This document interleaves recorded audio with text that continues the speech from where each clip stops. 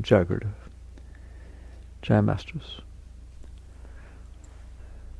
People get very, very lost in trying to find themselves. What they're really trying to do is be okay. Everyone's trying to be okay. Do it in a worldly manner, do it in a spiritual manner, do it in a relationship manner, do it in a money manner. Just trying to be okay. Not easy to live in this world, and so people struggle to be okay. The problem is they don't pay attention to what okayness is. There's not a spiritual journey and a worldly journey. There's just an understanding that what being okay means is inside. One, you're not struggling, you're not suffering, you're not scared, you're not all these human emotions, jealous, you're insecure, etc., etc., etc. Those things aren't going on inside. Then you're not trying to be okay because you are okay. That's the bottom line of proper spiritual teachings. You're either working on inside being okay, or you're working on outside having stimuli take place that make you feel better. That goes for everything. Nothing wrong with things. Don't hear that they're wrong. But you want relationships because you don't feel love. You don't feel whole. You don't feel important enough. You don't feel special. And so, to compensate for that, we try to have outside situations, not just personal relationships, but business relationships, all kinds of things. You can have a pet relationship. You do have pet relationships. Some of you get along better with your pet than you do with your spouse. Because what you want from the pet is to be excited when you come home. They don't reject you, okay? You want input from outside that makes you feel better inside. It's just, I always teach that. If you don't get that, you're not going to get anything. You're trying to get things outside to make you feel better inside. Fair enough? Is there anything wrong with that? No. There's nothing wrong with it. Well, why do people do it different ways? Because you've had different experiences in the past that made you feel good and made you feel bad based on the outside. Every single one of you had those experiences. You're not stupid. You learned. You learned. Based on your experience, this sort of thing makes me feel good. This sort of thing makes me feel bad. It's obvious. And since we're all different, and we had different experiences, we all view it differently, which is why there's so much commotion, which is why there's so much disharmony. People used to ask me, like in the 70s and 80s, like, why is there so much war? I don't understand why there's not more. None of you get along. You can't even get along with your children. You can't get along with your spouse. You can't get along with your teacher. You can't get along with your boss. Right or wrong. I mean, sometimes you do, but most of the time you don't. You can get along with your co-workers, the driver in front of you. You don't get along at all with that person. You get along with the government. You get along. I don't understand. Make a big deal of the government. You don't get along with anybody. The only way you get along with people is if you can manipulate them enough to have control. That's why we have control issues. You try to control the outside environment so that you can have some say over what it feels like when it comes in. And on what basis you try to control it. What I've learned. Man is a sum of his learned experiences. You're not. You're the consciousness that's aware of that. But it is true that your psyche, your thoughts, your emotions, your preferences, your hopes, your dreams, your concepts, your views, all that stuff are the sum of your learned experiences. You were not born with them. You picked them up. You picked them up as you went through your life. Childhood has a major effect, just like psychology. Psychology's right. You're the sum of your learned experiences. At least your mind, your thoughts, and your emotions are the sum of your learned experiences. Something could happen tomorrow that made it so that what turns you on today turns you off. Something happens tomorrow that makes it so what turns you off today turns you on. All it takes is a smile. All it takes is a look. All it takes is anything. Some of the learned experiences. Do you understand that? Please understand that. If you want to live in this life and have a beautiful life, you have to understand the foundation of what's going on. So your mind and your emotions have been programmed based upon your past experiences. Nothing you can do about it. That's what happens. And now you have preferences. Now you have likes and dislikes. What do you like? That which, if it happens, makes me feel well. What do you not like? That which, if it happens, makes me feel bad. So that is the foundation of the beginning of what Buddha calls right understanding. You don't care about the outside. I'm going to be very strong with you. You don't care about the outside. You care about the effect it has inside. You live inside, don't you? You live inside. You're in here. You got to put up with it in here. If the outside makes in here feel better, you like it. You don't like the outside. You like how the outside makes the inside feel. If you stand in front of a museum picture, a photo, a painting, all right, and it makes you feel yicky, some type of art that'll go well with you, all right, you don't like the painting. No, it's not true you don't like the painting. You don't like how the painting made you feel. If you stand there and all of a sudden, oh my God, it blisses out inside, I just love this painting. No, you don't. You love the experience of joy and bliss that happened inside because you're standing in front of the painting. If you're standing in front of that painting, and it's a beautiful Renoir or Monet, and it's unbelievable, it's a priceless piece of art in the Metropolitan Museum of Art, and you're standing there, and it's blissing you out, and all of a sudden, police come in, they sit there and say, excuse me, this is a fraud. It's a fake. How you feel? The painting didn't change. You understand that? But it had a different effect on you now that man is the sum of his learned experiences, right? You learn that one experience, and all of a sudden, it don't feel so good, does it? It's the same painting. All right? So you understand once and for all, I can't belabor the point enough, you don't care about the outside. You care about how it makes you feel your inside. And you do that with your relationships all the time. It's embarrassing to talk about. If you stand in the presence of this person and it turns you on and you feel love, you feel attraction, you feel passion, etc., you love them. You do not. You love the way it makes you feel in their presence. I assure you, if the next time you see them it makes you feel yicky, you're not so sure about the relationship anymore. And if 2 or 3 times it happens, forget it. You don't love the person. You love love. You love what it feels like. You love passion. You love joy. And if an outside situation can stimulate that, then you project that onto the outside situation. Have you ever thought of that? Do you understand that? You're not going to get anywheres in your life by not understanding that, because you're going to start chasing outer experiences to try to get the inner experience. I don't mean start. You will continue, and you don't even know what you want. Anybody have trouble making decisions? Does anybody ever have trouble making decisions? Okay? Sometimes you give talk on decision making. You don't want to be there for that talk. The reason you are having trouble making a decision, no matter what it is you are trying to figure out how it will make you feel. Should I move to New York? Should I stay here? Should I get married? Should I wait? Should I take a gap year? Should I get a job right away? All of these life-changing, they're nothing. All you're trying to do, like putting on clothes. You put on the clothes and you turn around in the mirror. Why? To see how it feels. You already know whether they fit or not. You already know whether they're appropriate for the weather. You don't care. You go to your little 16-sided mirror, turn around in there, and it makes you feel fat or yicky or it doesn't matter. You don't like the color. You don't want it. You don't care about the clothes. You don't care about the people. What you care about is the inner experience that happens inside of you because this event is unfolding in front of you. And it goes both from the positive and the negative. There's no difference. Please understand. Well, what's wrong with that? Nothing's wrong with it. Nothing's wrong with anything. The question is, does it work? It's not that it's wrong. It doesn't work. Why? You change. It changes. If you're the sum of your learned experiences, you better stop having experiences. You better get that relationship and go to lunch together, start work at the same place, because some of them have an experience you didn't have. Next thing you know, it's not working so good. Okay? And it just wake up. It can't work that way. It doesn't work that way. It goes for your job, it goes for your relationships, it goes for every single thing.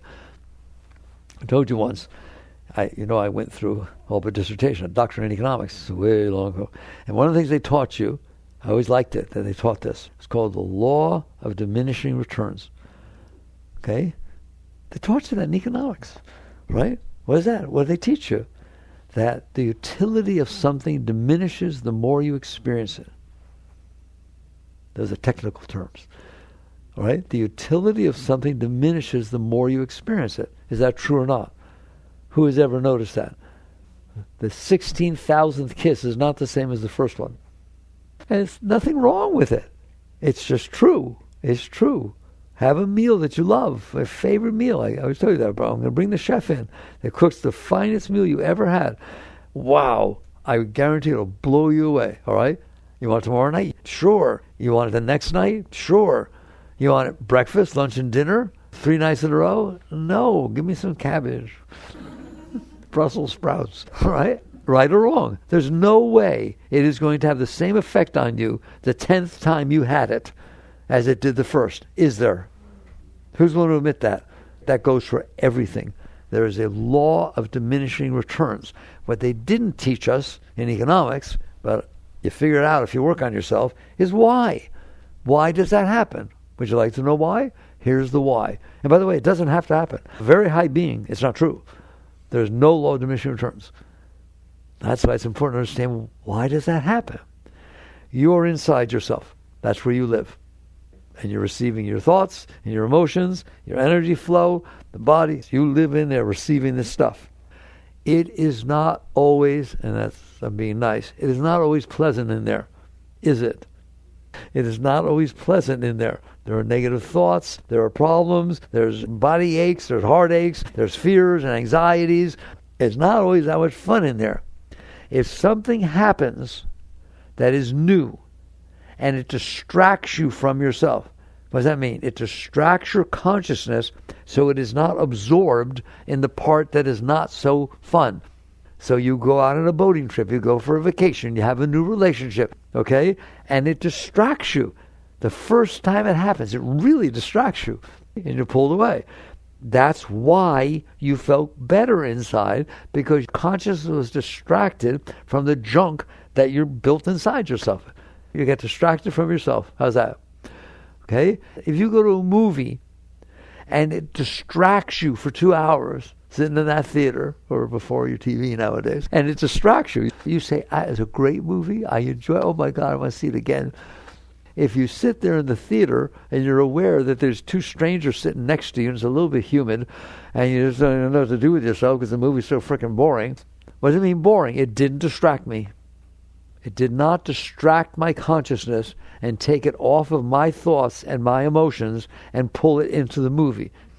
I love the word distraction. I'm using it more and more lately. Why? It's a very spiritual word. Who got distracted? Your consciousness got distracted. If you're really absorbed in that movie, there's no mind. During that time, there's nothing thinking about it. There's no mind. Thinking about the mortgage or this or that, and the girlfriend or boyfriend. It pulled your consciousness off of yourself onto something else. And generally, that's more fun than just sitting there. If you go on a vacation, right, and all you do is hear your mind complain about what happened at home, why'd you bother going? You wanted to distract you from what was going on. The trouble is, things that you get used to are not distracting anymore, both positive and negative. You get used to the experience, so it doesn't distract you. That's why there's a law of diminishing returns. It's neat to talk honestly, isn't it? Guess what? You better listen to this, because this is what determines the quality of your life. Otherwise, you're going to go running around like everybody else and try to get, first of all, because you're going to try to think, what is it I want? Because you don't know. It's like, I think this will make me happy. I think this will be better. Notice I think. I don't know. I think. Then I got to think, how do I get it? Then I got to think, how do I keep it? Then I have to deal with the fact that I don't want it anymore. That's what it's like to live in there. It's natural. Of course it's going to be that way. If you're not okay inside, you're going to try and have things happen that make you better. So you try to figure out what that will be. You know what depression means? I can't figure out anything. It's just, I'm looking in here and I can't even think of anything that I think will make me feel better. That's pretty depressing, isn't it? I've given up hope. Hope that what? That there is something that will make me feel better. Wow. Let's just take a breath. You want to live your life like that? Because I don't want you to live your life like that. And you don't have to live your life like that. But you have to wake up. You have to be aware, conscious, to watch what's going on. So now we understand, I'm okay inside. I'm trying to have things happen, try to figure out what will happen that make me feel better, and I try to make it happen. Then I try to keep it, but then I don't even want it as much because it doesn't keep having the same effect. So I'm running all the time. Are you running all the time? I'm sprinting. It's like I'm out of breath. Why? Why? Why do you need a vacation? People don't like when I talk like this. Why do you need a vacation? A great being, there's no vacation. What's a vacation? You need a vacation from yourself. You need a vacation from. In other words, you need a vacation because it's new and it will distract you from yourself. And if it doesn't do that, it was a very bad vacation. And if it does that, oh my God, we had the best time. All right? So all of these things that we take for natural, if you went to work and you loved what you were doing, the word vacation doesn't mean anything to you. You don't get tired. You don't get tired of doing something that energizes you, that draws your attention, and you put your whole being into it. I told you once, someday you will be able to stand in front of me and say, oh, now I understand. What? When you go to work, it is so exciting, it is so passionate, it is so unbelievable that you're shocked that they actually pay you to go there. I'm not kidding. It almost seems like you should be paying them. But that's not the experience, is it? The experience is, I'm not okay. This used to turn me out a little bit, but now it's boring. The other person got the corner office. You build all this stuff so that when you go to work, you really don't want to be there. I don't want any place I'd rather be. And the job is repetitive. Whatever the heck it is, okay? So now you better pay me. You better pay me to compensate for the fact that I'm not okay coming here. You don't have to live like that. I don't want you to live like that. I want you to understand there is a whole nother life for you that is not that, because that will never stop. Check your parents, check your grandparents. It just basically keeps being, how do I be okay? How do I be okay? Why can't things be the way I want so I can be okay? So the alternative is you finally stop and you ask, I always get here, you ask the real question, not what do I do to feel better? Why am I not okay? That's the real question. Why am I not okay? Why is my starting position, I'm lonely, I'm not okay, I'm insecure, I'm scared, I'm stressed, I'm anxious. Why? Why is it like that? It's not about renunciation. You're not renouncing anything outside. Nothing's right or wrong. It's just it doesn't work. Okay? What does work? To come inside, I'm in here, and not freak out in here. You got to be able to get what we call being centered. What does it mean to be centered? I am conscious, aware of what is going on in here. I'm not lost in it, and I'm not so lost in it that I'm really not even lost in it. I'm lost in the outside to try and manipulate everything to make it so it's better inside. Now you're way out there. And why? Because I can't live in here with myself.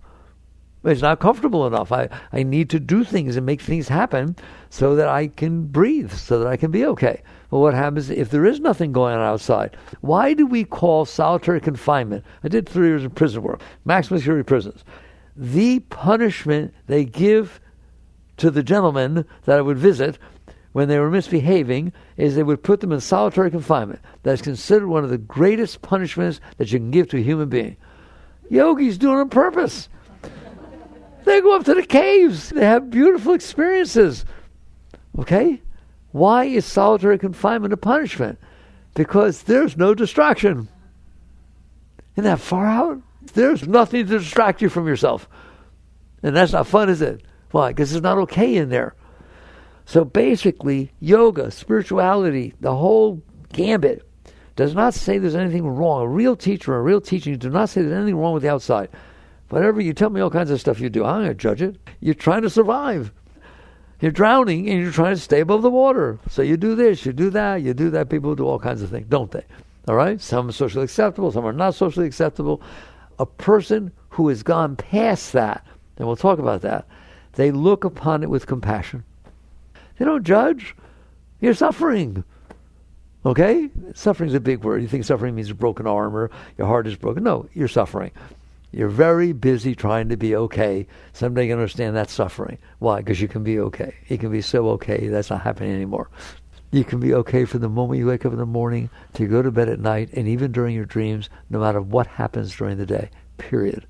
How would you like that? Now you're coming out here not to be okay. You're coming out to express the beauty that you feel inside. What a difference. I'm not out there taking, needing. I'm out there giving. And I don't think I'm giving. I'm just emanating this beautiful energy, and because I feel love, I feel joy.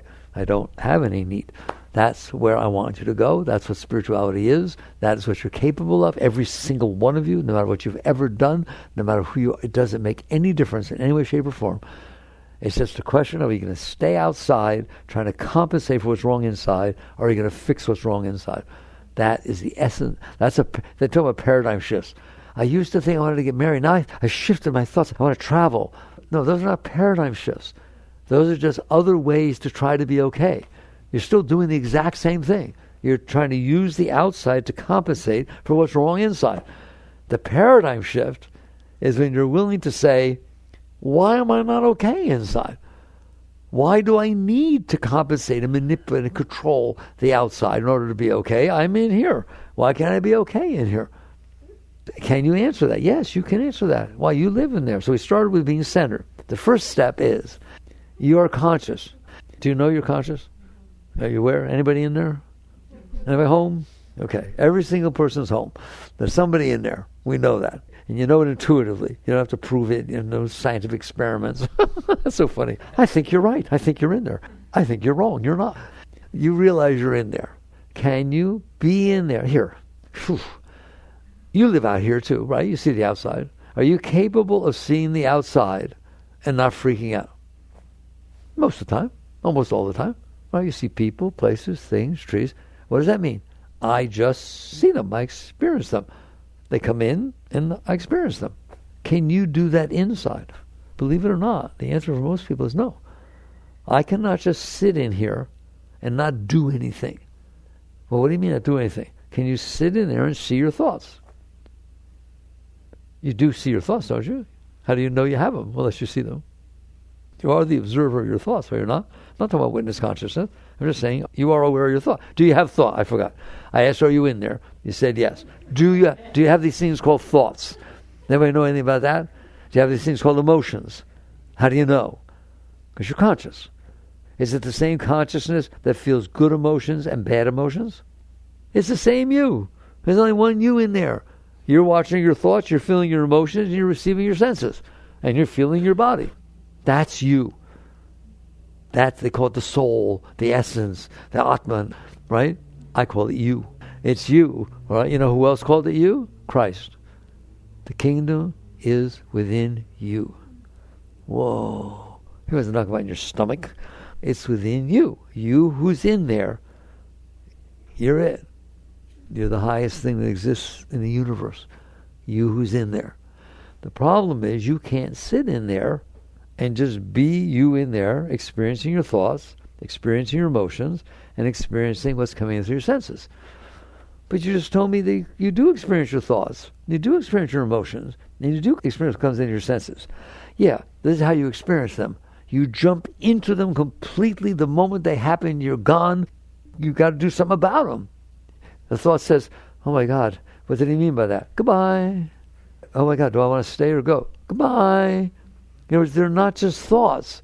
They're things that pull you into them so you're no longer aware of your thought. You're busy being the thought. But you're not the thought, okay? You're the one who experiences the thought. But they have power over you, don't they? This is foundational stuff. Those thoughts are like magnets. They pull you into them. And the next thing you know, in a sense, you're not there. You're there, but you're lost in the thought. You identify completely with the thought. Everything you're doing, everything you're feeling is all involved in the fact that you had this thought. I wonder if he really loves me.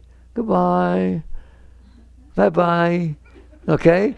Now it's about how do I find out? Oh my God, what if he doesn't? Your heart starts to hurt. Well, what if I start to look and he really didn't? Then I get in trouble. And he's like, oh boy, have a fun trip. Why do you think we call them a train of thoughts? Train. Get on, go for a ride. Okay? And your thoughts cause your emotions to come up, and your emotions cause your thoughts to come up. That's the ultimate conspiracy between your heart and your mind. And you're gone. You spend almost all your time gone. You don't know it until you come back. That's what meditation does. That's what mantra does. That's what the spiritual techniques do, is they help you to center, to stay, how we call it, stay centered. What does that mean, centered? Stay in your consciousness so that you're the one who notices the thought. What does it mean to be centered? Okay, here goes. Here's the thought. What if he doesn't love me? Okay, what's the next thought? Come on, bring the next one. It just went by like a raindrop or like the clouds. You didn't have to do anything with that thought. You didn't have to do anything with that thought. It just came and it went. Okay? So you sit there and say, I wonder where he is. Why didn't he show up? He said he'd show up. He probably forgot me. Watch this, because this happens all the time to you and you won't pay attention. He probably doesn't love me. What am I going to do? And all of a sudden, he comes to the door with a beautiful bouquet of flowers. It's our 3.5-week anniversary. How you doing? You don't even make your mind pay a price for what it did to you. If somebody did that to you, you won't talk to them ever again. Why'd you mess up my whole thing for an hour? When somebody's out there bringing me flowers and loves me and proves it, but that's not what you said, and you caused me all this angst and anxiety. You just oh, goody, and you'll do it again. That thing just talks, and it pulls you into it, and your emotions get involved, and then if something happens, if it just, okay. When's the last time I said I was sorry I bothered you so much? Never. It's so funny. Why do we tolerate this? And so you're going to find out what centered means is, I'm in here, the thoughts are in here, they're not, don't you dare think you're supposed to be stopping your thoughts. You're not supposed to fight with your thoughts. You're not supposed to struggle with your thoughts. You're not supposed to stop your thoughts. You're supposed to be aware of them. You're supposed to be aware of them. They're just things. They're like wind. They're like clouds. They come in and they pass through. They come in and they pass through. You don't have to go with them. You can just say, hi, bye. And there it is. And what you're going to find out is the vast majority, probably 95% of the time, you were better off letting it go. Well, what if he doesn't love me? You'll find out. Okay? He'll show up at the door saying, all right, we had it. Sorry. Okay, you deal with it then. But why deal with it for days before and hours before when you don't even know if it's true? Why are you doing that? Because you can't handle yourself. You've had bad experiences that were uncomfortable to you, and you're afraid they're going to happen again. And so all this stuff, you try to protect yourself. You're trying to defend yourself. You're trying to make sure you don't get hurt. It's all the thing about it. I have to have things be the way I want. So the thoughts have to go a mile a minute to try and help you. I'll help you figure out how to be happy. If they would shut up, you'd be totally happy. I'll tell you right now, you go into a state where you're centered in your own being, in the consciousness, and you're able to let the thoughts go by, and you're going to find out, it's really nice back here. Your consciousness, your seat of consciousness is not neutral. One of the words in the yoga tradition for your being is Satchidananda, eternal conscious ecstasy. And those are not just words. I am telling you, the more you hang out in your seat of consciousness, instead of in what distracts you from your seat, the more you will feel this joy for no reason. Just joy welling up inside of you, rush the holy waters, just rushing up all the time, just rushing up inside of you, feeding you. And you're leaving that to worry about how you can get that. You'll never get that outside. You're leaving that to worry about how you can get a drop, just a little taste, I'm so thirsty, compared to being fed from inside. Again, who said that? Who taught you that? I tell you all the time, I'm a nice Jewish yogi. I only read the Bible once in 1971, and I just, Christ's teachings, they're it. Christ's teachings is the highest thing it possibly be. I just told you that when you come back into your seat and stay there, when you're able to stay there reasonably, you will realize there's joy back there. You don't have to go out and do anything. It's welling up inside of you. What did he say? Man does not live by bread alone, but by every word that leaveth the mouth of the Father. Oh, you're not eating from outside only. You're not talking about bread.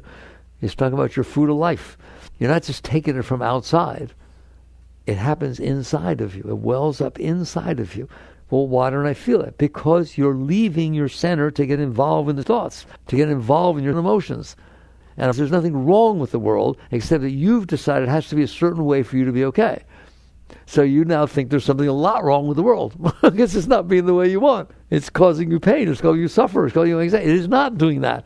It is just unfolding. It's been here for 13.8 billion years. Earth's been here for 4.5 billion. How long is it going to be here? The world has nothing to do with you. It's been here way before you came here. Is it not happening everywhere as you're not? Is it only happening right in front of you? Or is it happening everywhere equally? And you're making this big deal out of what you happen to see. Why? Because I'm not okay. I told you, because I'm not okay, and I need what's in front of me to be the way I need it to be so that I am okay, so I feel better. So that's why you can't stay in the seat of self. It's perfectly reasonable, because you're being completely distracted by your thoughts that are trying to help you. Here's a depressed person's thoughts, right? I can't handle it. I can't handle being around people. It makes me so uncomfortable. I don't want to be around people. That's a real good solution, but that's what it says, doesn't it? It says that. It says, well, she says she loves me, but everyone's told me to love me before, and it really hurt me.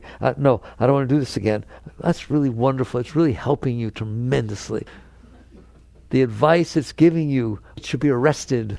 It's destroying your life, and you're listening to it as if it's your guru. This is the beginning and end of all wisdom and knowledge. It's telling me how to be okay. It is not. It's the reason you're not okay. You who's looking at that are way beyond okay. You're a beautiful being. You're the highest thing to walk the face of the earth. But you're being pulled into the garbage of your personal mind and your personal heart in the name of making the world be a way that I can be okay. I don't know. Did I say it? Can anybody hear it? Somebody once asked Mayor Baba, great, totally enlightened avatar, great, great being. I said, because he's sitting there and he's in samadhi and it's great. You just feel he's in a state of complete ecstasy. I said, Baba, what do you feel? He was in silence. He'd write on a chalkboard. He said, I simultaneously feel overwhelming ecstasy and tremendous pain. And they asked him, well, Baba, why do you feel pain? You're an enlightened being. He said, I feel the ecstasy because I'm seated with God, and I feel the pain because of the pseudo-spiritual teachings that take place on this plane. Whoa, that's a mouthful. In other words, it's enough that you're lost out there trying to get what you want. But every once in a while you wake up and you turn to God. You turn to something that might be higher. And what you're fed are pseudo-spiritual teachings. Do this and you'll be okay. Don't do that and do that. And don't eat this food and eat that food and be careful and undo your sins. And that's not what's going on, right? The teaching is you're the highest being to walk the face of the earth, but you're looking at something that's not. How about we start paying attention to the self that's looking instead of what you're looking at? It's all over. It's that easy. It's that strong, all right? But instead you're taught to make the outside be a certain way for you to be okay. All right, so the whole key is, are you willing to grow spiritually, or do you want to use spirituality to attract to yourself what you want? There's the case with pseudo-spiritual teachings. You want to be okay? Attract a husband, attract a wife, attract a house, attract abundance. Just do mantras, do things right, and it'll be added to you and attracted to you. That's what the Bible says. It says, seek ye first the kingdom of God and his righteousness, and all things shall be added unto you. It doesn't say decide what you want and make sure that God gives it to you. So this whole thing of do good so you can get what you want, it's good, it's fine. It's better than doing bad, hurting people, okay? It has nothing to do with spirituality. Why? Spirituality is about realizing you don't need anything. You're whole and complete within yourself. You're the highest thing on the face of the earth. But you're being distracted by this garbage that you built inside yourself. So if all of a sudden you see the garbage, I don't feel good, and neighbor's got a nicer house than me, and I don't feel good about it when I come home, and you say the answer is to do mantras, Om Shri House. What are you doing? I'm attracting to myself what I want so that I can stay caught inside myself. No, the answer is as follows.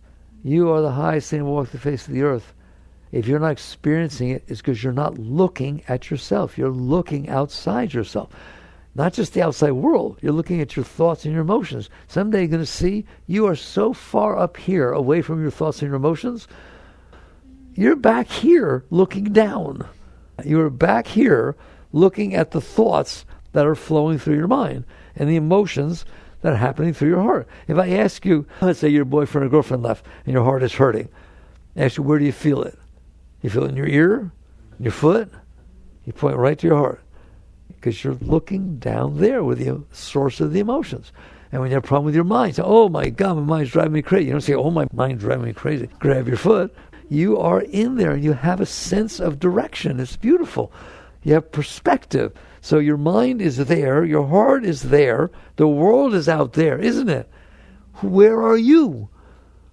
If I look at that picture, I'm not the picture, but I can get sucked into it where I lose myself. But if I don't, I'm here looking at the picture. You're back here looking at your mind. The trouble is it is so strong that it pulls you into it and you identify with it and you can't keep your separation. It's called transcendence. And that's your center. That's what I mean by center. So how do you go about doing the deeper life? The one that actually works. We don't have to keep working and sweating and struggling to try and be okay, to one where you are okay. I want to make sure you get this. There's a big difference between something happening conditionally that made you feel okay and you being unconditionally okay. You come out here unconditionally okay. Don't you ever sell yourself short. You're already there, by the way. You're already in a state of complete well-being. Well, why don't I feel it? Because you're looking out. You're looking down at your psyche. You're looking down at the thoughts that say, I'm not okay. You who's in ecstasy are looking at a thought that says, I'll never be happy. Of course, if you look at that thought, you're going to identify with that. You hear me? Please. You are already there. You're the greatest thing to walk the face of the earth. So what do? You have to learn to maintain your center. How? Now you're talking about the real growth. You start working with yourself inside. What does that mean? You start noticing. You don't need me to teach you.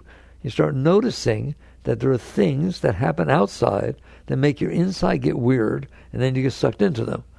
Have you noticed? You better, because it happens thousands of times a day. It doesn't have to be a big thing. It could be the weather. It could be the driver in front of you. It could be the fact that somebody didn't say hello when they walked by. Or somebody did say hello, but you were walking with somebody else and you wish the other person didn't say hello. There's all these conditions constantly. Okay, so basically, how do you work on yourself? My experience is that first, maintain a reasonable center. Meditation helps. My new book, Living Untethered, goes through these techniques. Meditation is wonderful. Mantra is wonderful. Mantra is not weird. Mantra is sitting there saying, if I can get my mind to say something over and over again that's anywhere from neutral to positive, and it's just like a song gets caught in your mind. You can't get it out. I want the mantra caught in your mind. It's in a layer of your mind. The other mind will still go on, but all of a sudden something happens and it starts pulling you into it, and back there you hear your mantra. And you have a choice now. You never had a choice before. Do I let my consciousness go down into the personal mind, or do I lean back into the mantra? That's how powerful mantra is. And the more you do it, the more you realize, wow, am I glad I learned to do that. It's like learning to eat right. Okay? You're learning to have a set of thoughts go on in there. How do I get a mantra going on in there? Repetition, just like piano playing. And you want a good mantra? Ready? I can handle this. Can you imagine if it was going on inside your mind all the time, in the back of your mind? But you have layers of mind, don't you? Things go on in the back of your mind all the time, all right? In the back of your mind, I can handle this, I can handle this, I can handle this. All of a sudden, somebody walks by without saying hello. And you start to feel that anxiety, right? And it says, I can handle this. Whoa, I would love that to happen inside your mind. I can handle this. Then what do? You handle it. How?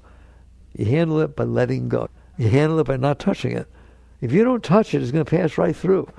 Somebody didn't say hello. A friend walked by. And I thought they're my friend. And starts doing this stuff, right? I can handle this. I can handle this. I can handle this. Because the alternative is I can't handle this, and it's going to stay stuck inside of you and ruin your relationship with your friend. There's no reason not to be able to handle something that happened. And so you just say, I can handle this. Now, what I have found is when that happens and you try to get your distance, I can handle this, it's going to be pulling you in. Some of you don't understand. You're not supposed to struggle. When that energy is pulling you down, you know what I'm talking about? Pulling you down into it? No, the highest state is not to struggle with it, to fight with it, to make it go away. The highest state is to let go. If there's tension means there's two forces. One pulling in one direction, the other pulling in another. You know what tension is? Put tension on the string, tension on an I-beam. There's tension. There's two opposing forces. Yes, that thing that came in and is disturbing you and pulling you into it, that's a force. But there has to be another force. Guess what the other force is? You holding on. Saying, I can't handle this. What? The thing I'm holding on to. How about we let it go? How about we learn to relax behind it? Not protect ourselves. Just relax behind it. Don't touch it. And let it pass. Let it pass. That's what letting go means. Relax and release. Letting go. Surrender. They're all the same thing. They are an inner state of non-resistance. And that's the highest path you can take. I'm in here. I've got stuff in here. We all do. What happened out there just hit my stuff. And it's activated. And it's pulling me into it. I'm feeling anger or jealousy or insecurity or embarrassment. And it's just like, okay? What can I do about that? I'm telling you, you can't make it not be there. You understand that? If it hits your stuff and you have that stuff in there and something outside hit it just right, it's coming back up. That's not your job to make it not be in there.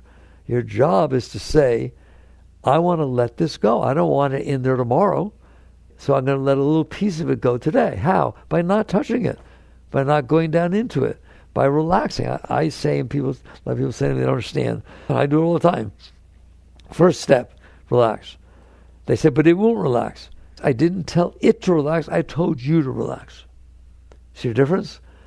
That thing that came up, that emotion, that thought, it's not going to relax. Its nature is to be upset. That's what it's feeling. That's what it is. You don't deny that. You don't hide that. You don't fight with that. You've got this going on in there. Do I have to go down in there? No. You relax, not it relax. Can you relax in the face of that going on inside of you? And at first you can't. So you start with the small things first. The weather, the car in front of you. I always talk about that. You can handle the driver in front of you is not driving the way you want to drive. You can handle that the light turned red and you didn't want to stop. You can handle that the guy's driving the way you don't want to and you can't pass. You keep pulling out. You can handle that if you want to. You don't have to get uptight just because a part of you got uptight. So that part is just a nature. It's a nature to get a little angry, to get a little scared, that's whatever it is. It's how you deal with it that determines how long that stays inside of you. So when I say relax, I mean you relax. The consciousness. From your seat of consciousness, this thing's pulling down, let go, relax. You have hands in there. They tend to fight in there and struggle with things. Learn not to. Learn to relax instead. I say relax and release. Now you understand? You relax and let it release. You relax and let it release. It doesn't mean that it won't come back tomorrow. It will be less. Every single time you let go, two things happen. There's less of it in there because you let it go. And two, you become more capable of letting go. You practice your piano, you get better at it. You practice letting go, you get better at it. Don't worry about the big stuff.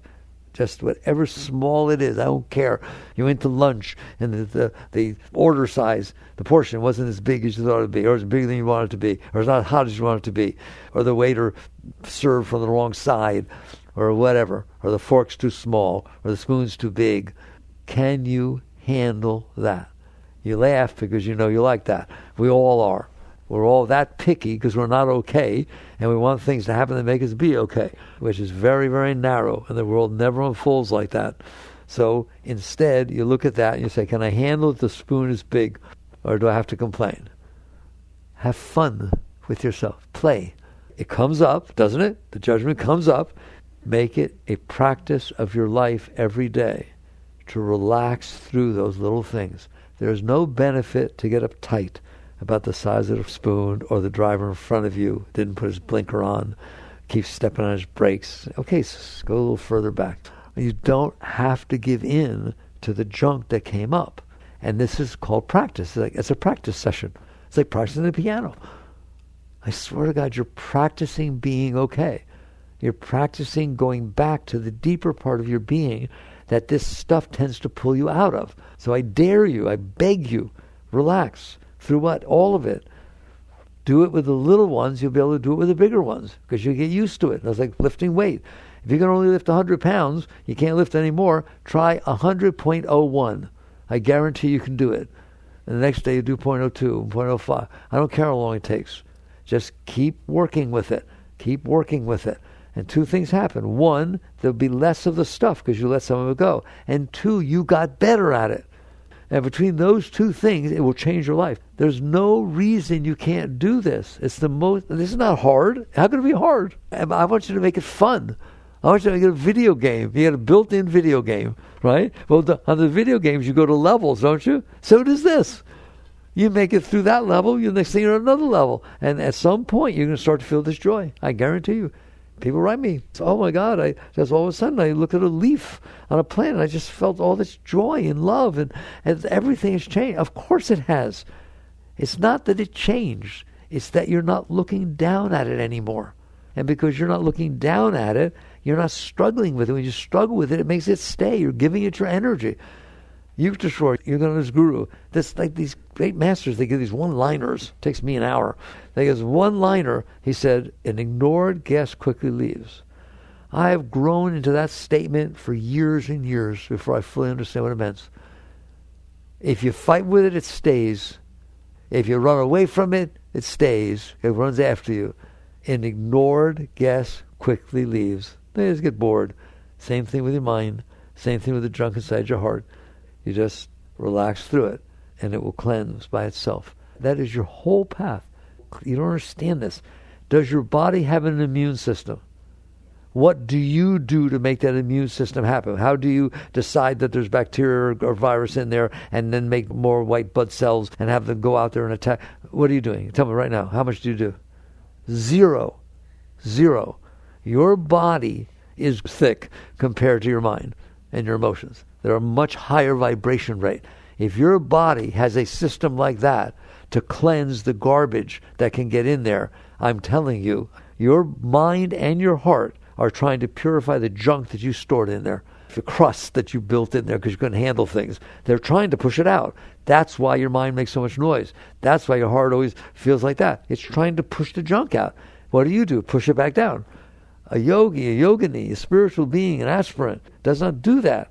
They say thank you. They say thank you to the worst you can be, mind.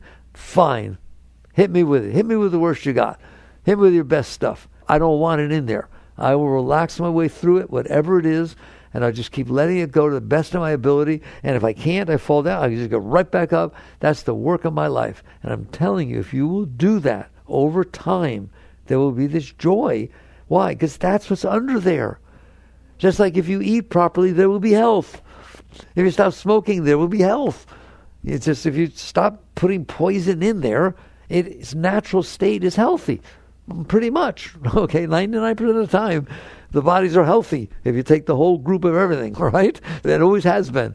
It's the same thing with your mind and your emotions. They are healthy. There's love in there. There's beauty in there. There's inspiration. There's intellectual thought. The mind is brilliant. Your mind is beautiful. You're not trying to get rid of your mind. You're trying to get rid of the junk you stored in your mind because you couldn't handle life.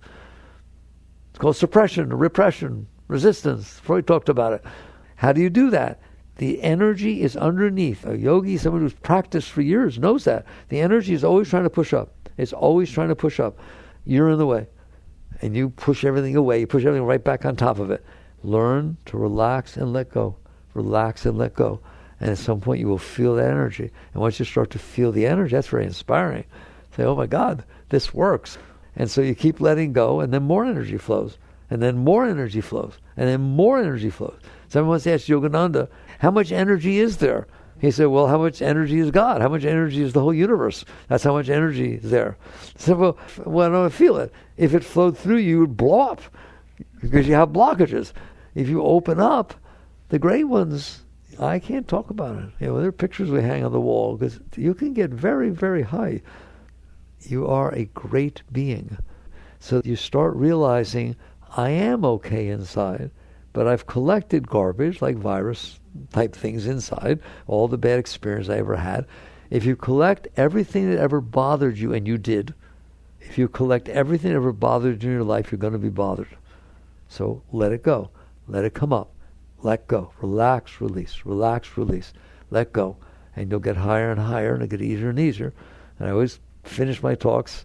So far, we haven't even talked about high. We've talked about getting out of low. Okay? And what happens is, and the great masters will teach you, and you'll experience it, is at some point, the energy is not pulling you down. I'm going to cry. Now, you don't realize it's pulling you down. It's always pulling you down. Problems with your heart, with the mind, with the world. You're always pulled down. At some point, enough energy will come up and you'll relax into it so much that it's pulling you up now. It's not pulling you down. The world can hardly pull you down. It's just this energy is so strong. It's just pulling you up. And then basically you realize this is beautiful and you're being pulled inside. And then eventually it's like intuitively it calls on you to let go. You used to let go of what's down there. Now you have to let go of yourself. You let go of your sense of individuality. Okay? I am pure consciousness. And it pulls you back into it. And Meher Baba, a great master, said the first time it happened to him is his consciousness was like a drop of water looking down at him. That drop fell into the ocean, but back behind when it pulled him up. If a drop of water falls into the ocean, can you find it? That's called merger. That is what yoga is. It's called union, merger, oneness, the absolute, and you are that too. And who told you that? Christ. He literally said, as I sit by the throne of my Father, that's not a throne and a seat. It's a state of consciousness. As I sit by the throne of my Father, so you shall sit by my throne. And these things that I do, you should do these and even greater things. What's he telling you? You're that. He's telling you who you are. The trouble is you're looking down instead of looking up, back into the self. All right, thank you. Jagrath.